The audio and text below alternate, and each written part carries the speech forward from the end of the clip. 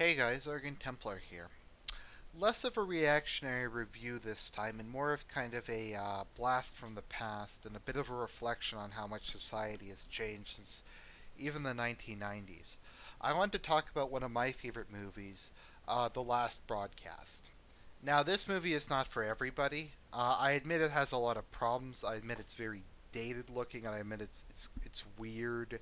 It's kind of a niche film. At the same time, though, it is one of the most innovative and important movies ever made that you probably never heard of. This actually came out before the Blair Witch Project, I think a full year before the Blair Witch Project, and this is really the first modern found footage film. Um, Unfortunately, very few movies that preceded it um, took much influence from it. The Blair Witch Project did, and a couple other found footage films did, but found footage as a whole was not really didn't really take the lessons of the last broadcast and the Blair Witch Project. It's supposed to be like found footage to me is supposed to be self-referential. It's supposed to be a reflection on society and a reflection on our relationship with technology. It's supposed to be looking at how technology changes society, how the image, our interaction with the image, and all those kind of things. I liked Sinister so much because Sinister is basically kind of an inverse of found footage, um, where rather than kind of technology affecting us being affected by technology, it's more kind of technology affecting us. Or I guess it's kind of similar, but it's to an extent, Sinister is kind of a more literal interpretation of found footage. Because found footage is kind of about the relationship between humans and the modern recording equipment, kind of the modern culture that's trying to document and record everything, kind of excessive scientific materialism in the face of perennial mysteries. And Sinister was kind of the ultimate send up of that. It was kind of a criticism of it, where the image itself contains something devastating, which is kind of something that I think the last broadcast touch on, but most found footages don't. Um, the last broadcast is kind of unique because the framing device is a much more important part. Because you have movies like The Blair Witch Project or The Last Broadcast, where the framing device, the kid's going to make the thing is important, and then you have movies that could just be any other kind of movie without the found footage element, and it would be exactly the same. There isn't really a difference or a justification for it. So that is the last broadcast. So let's get into it, shall we? I will note that this was the first movie to be shot completely digital, the first desktop film. It's also the first. There is no film used at any point in time when making this movie. Everything was done digitally. Everything was edited digitally. There was no cutting, no splicing. This was unique at the time. This movie only cost $1,000 to make, and it was the first movie to be shot using entire commercially available stuff. It was also the first movie to be released digitally, being beamed into cinemas across the U.S. versus via satellite, and using Texas Instruments wireless projectors. And this was back in 1998. So this was a really big deal at the time. And while the movie's legacy isn't nearly as big as it deserves to be, it's fairly significant. So the movie begins as a documentary. The last broadcast is a documentary hosted by David Lay, who's pretty much the creepiest guy ever.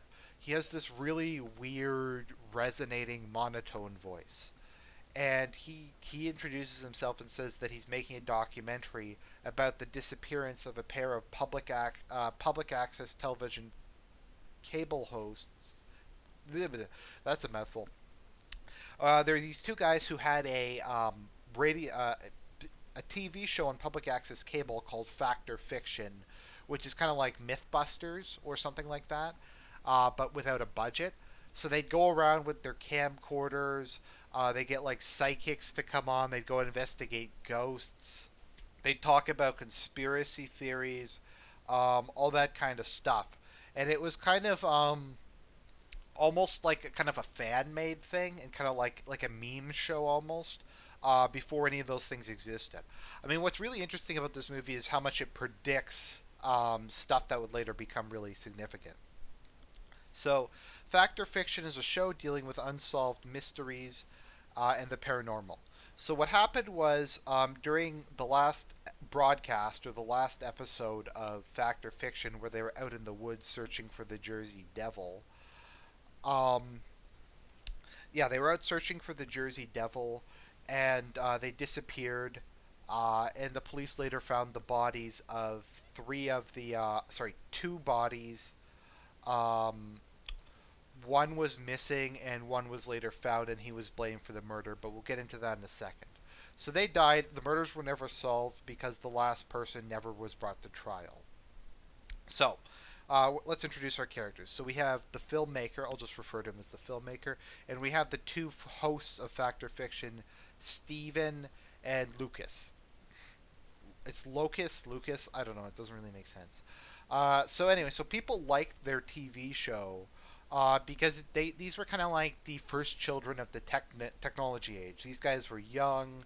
They used a lot of kind of humor and that kind of thing that would later become big online, kind of snarky humor, satire, kind of making fun of their guests, kind of stuff like that. Actually, I was kind of sad there wasn't more footage from the show. It looked pretty funny. So their show though had trouble. Was going through financial trouble, largely because not many people watched it, and they mainly raised money for the show by selling T-shirts. Stephen though believed that the show was going to be his ticket to stardom, so he started staging increasingly desperate stunts and pursuing increasingly bizarre things to try and get the ratings up for the show. When their show is in danger of being canceled, they come up with the idea of using IRC, which is, I believe, the first instant messaging service. It's like back before there were forums, before there was MSN, before there was Skype, there was IRC. I think IRC is still around, actually. But they came up with the idea on this TV show. We're going to have people send in suggestions, send in comments, and they're going to respond to them in real time. And this was back in 1997 when this movie was made. So just keep that in mind for a minute. They're basically predicting what Twitter would be like. I mean, TV shows and the news do all that stuff, that kind of stuff today, and they only started doing that a couple of years ago. So these guys really predicted that. So it's during one of these chats that a caller with a really creepy voice gives Stephen Afkas the idea of searching for the Jersey Devil in the Pine Barrens. Um, Now, what's interesting is the movie actually doesn't explain what the Jersey Devil is. They don't explain anything about it, really. Steven thinks it's a good idea, though. Steven and Lucas are like, well, we're going to go do this stunt. We're going to broadcast the show live from the Pine Barrens. We're going to be on IRC. We're going to be audio casting and video casting. Once again, this is still like a new idea. Broadcasting a TV show over the internet. People were kind of intrigued by it because they had never heard of it before. So they decided to put together a crack team to deal with this. So they recruit a let's see here, Ryan. Sorry, it's spelled weird. It's spelled Rein. Ryan is normally spelled differently, at least in Canadian English. So yeah, so Ryan is a sound man who can apparently record the paranormal. He really doesn't get much screen time. At the end, his body is missing, and he's the other possible suspect. They also go and find Jim Sword. Jim is the only survivor of the murder and was in jail. He is a psychic. They then go into a bit of a background about Jim, with the filmmaker interviewing people from his past. He interviews his psychologist. They found out that Jim was from an emotionally troubled household. He was a loner. Both his parents died when he was very young. Um, he's just a weird guy who claims to be a psychic. He goes on Fact or Fiction and performs a bunch of basically card tricks, magic tricks. Nothing too interesting, but he's just such a weirdo that they think he'd be good to have on the show if, for nothing else than entertainment value. So he claims with his psychic powers, he can help them find the Jersey Devil. So the four of them plan to enter the Pine Barrens, and they will broadcast their show live on television, internet, and amateur radio. They enter the Pine Barrens, but only Jim emerges alive. The others are horribly mutilated. Oh, sorry, I'm sorry, brain fart. Sorry, the director, the megalomaniacal director, was the one who was never found, um, which makes him a likely suspect because he was kind of obsessed with the art of his show, obsessed with being famous, etc. And it would kind of make sense that he'd kill the rest of the people so that his show would forever be ingrained. That the terrible cable show he made would forever exist. So he, at least at this point in the movie, is presented as being an alternative killer to Jim. So the prosecution, and this is a documentary of the case. So they go and they look at what the prosecution did after the murders. Um, so they have a video engineer nicknamed the Killer Cutter, who's normally used by the police to go through hours of footage of he normally edits newsreels together and that kind of thing. So he goes through all of the fact or fiction footage recorded the night of the attack, recorded the night of the kill thing, and they cut large sections of the footage out to try and paint a picture of Jim as a psychotic individual who becomes increasingly crazy as the night goes on. So this is like literal found footage, and I find this interesting because normally the found footage doesn't really have a point; they just have a camera, but it plays a much larger role in this movie. They actually have a guy like editing it, and they actually kind of like directly reference it. The movie isn't like it's normally speaking what happens in a found footage movie is it'll start from beginning and play to the end, or it will start at the end and then it's a flashback. And this one's kind of a combo. It's kind of an active investigation told in the present, with the found footage actually like being part of piecing a mystery together. Once again, a lot more like a lot of stuff that happened in the modern day. So basically, yeah. So Jim is arrested. They find blood all over his clothes. Um, the, he doesn't attempt to run or anything. And then there's some evidence that he was actually on IRC when the murders were supposed to have taken place. So there's some doubt over it. And here's kind of the issue. Despite the fact that there is probably factual doubt, and there's a lot of factual arguments that can be made that Jim didn't commit the murders, the fact that he's some kind of like psychic crazy, and the only one who's left basically condemns him in the eye of the public, which is kind of an interesting aspect of this. However, before the trial can be brought up, Jim dies in prison of unknown causes. And the case is considered solved by authorities, and they blame Jim for his death, despite never actually appearing, never getting an actual verdict. However, it turns out before Jim died, a box was sent to Jim in jail containing a damaged videotape reel that was thought to be lost. Um, there's a scene in earlier footage where they changed the tape in the camera, but the footage had never been found, and it was the last tape. They call it the last broadcast because of this last tape that they find. So the filmmaker employs a video editor named Shelley, a data retrieval expert, to reconstruct the image lost on the tapes. As she goes through it, she finds that Wheeler, that the two people who died, um, were somewhere else at the time, and that Jim was on was on his computer at the exact same time. The timestamps are the same. Something else killed those people. They also begin to like look at the bodies again, and they it looks like an animal killed them. Someone of immense physical strength, and the marks don't look like those made by a normal weapon.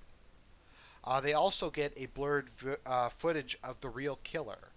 Um, the filmmaker asks Shelley to finish reconstructing the killer's face. Um, so we are treated to some more background about Jim as Shelley begins the process of reconstructing the image. We're then cut away from kind of the documentary narrative to a security camera in Shelley's office. She at long last completes the reconstruction and discovers to her horror that the killer is in fact the filmmaker. The filmmaker shows up at her house and smothers her to death with a sheet of plastic. The filmmaker then loads Shelley's corpse onto his truck and drives it out into the woods, dumping it in a clearing. He then begins to videotape himself narrating the next segment of the documentary film, and the screen fades to black. So, why do I find this movie interesting? The idea of the killer being the maker of the found footage movie is an interesting perspective, especially since he's making a documentary about it. The actual nature of the actor who plays the killer is quite disturbing and quite strange. He's a really weird guy. Whether or not there's anything supernatural to them in the movie is kind of left open to interpretation. It's quite possible it's supernatural. It's quite possible that the filmmaker is the Jersey Devil, or he could just be some kind of psychopath. Um, there's a number of discussions throughout the movie as to what the Jersey Devil is or to what evil is. And this is kind of reflected in the whole fact or fiction thing. Like Shelley says, I think a monster did this, but it's a human monster, whereas the filmmaker more kind of insists that it's something supernatural, and I suppose he would know. So is the filmmaker the Jersey Devil? Is he some kind of demonic force? Is he just a sick, creepy guy?